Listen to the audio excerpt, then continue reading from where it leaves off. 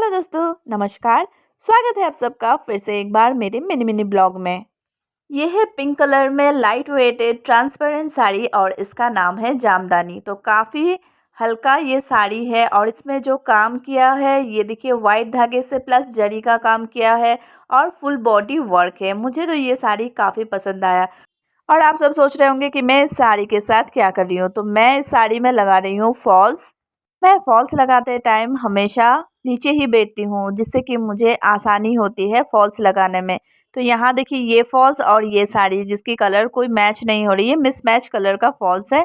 पर चलेगा, मुझे लगाना पड़ेगा क्योंकि हमारे यहाँ का मार्केट बहुत छोटा है और अर्जेंट में हमें जब भी काम करना होता है तो थोड़ा सा इधर उधर होता है, फिर भी हम चला लेते हैं।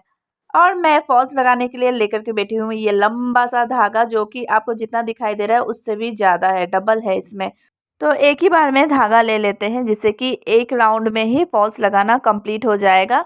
बस ध्यान ये रखना है कि धागे में गांठ ना लग जाए, क्योंकि गांठ अगर लग जाता है तो उसे तोड़ना होता है, जो कि मुझे लगता है कि एक ही धागे से सिलाओ, आराम से सिलाओ तो बहुत अच्छा होता है, फिनिशिंग अच्छी आती है।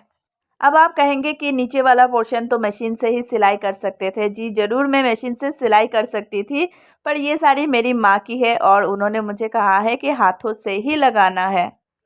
अब समझे इतना एक्स्ट्रा मेहनत क्यों कर रही हूँ। तो यहाँ नीचे का एक साइड सिलाई करके कंप्लीट हो गया है और सुई कभी कभार इधर उधर खो जाता है, इसलिए काफ़ी टाइम मैं इसे दांत में ही पकड़ के रखती हूँ। और मेरे पास जो कैंची है ये नया है, इसीलिए काफ़ी बड़ा कैंची है।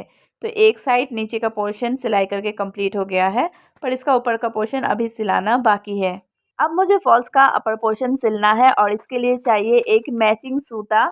और मेरे पास देखिए बस इतना ही सूता बचा है, एक राउंड ही होगा इसमें से। मतलब इतना अर्जेंट में है ये साड़ी सिल के मुझे देना है मम्मी को कि मुझे सूता खरीदने का भी टाइम नहीं है। तो जितना इसमें सूता था पूरा ही लग गया है, थोड़ा सा ही बचा हुआ सूता मेरे पास था जो मैच हो रहा था।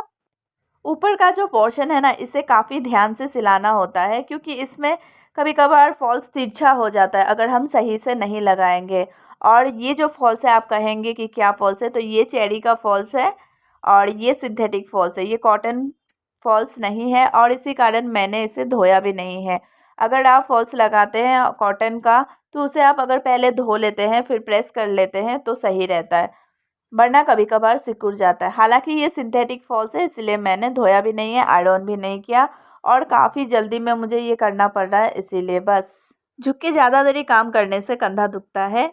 पर क्या करें, हम टेलरों का यही है, झुक कर ही काम करना पड़ता है। और इस वजह से जब हमारी थोड़ी सी एज हो जाती है तो हमें ये शोल्डर में थोड़ा सा पेन रहता है। मैंने अपने माँ को देखा है, उनको शोल्डर में बहुत ज़्यादा पेन था, उनका हाथ भी ऊपर की तरफ नहीं उठ रहा था। फिर फिजियोथेरेपी की मदद से मेरी माँ अभी स्वस्थ है, ठीक है।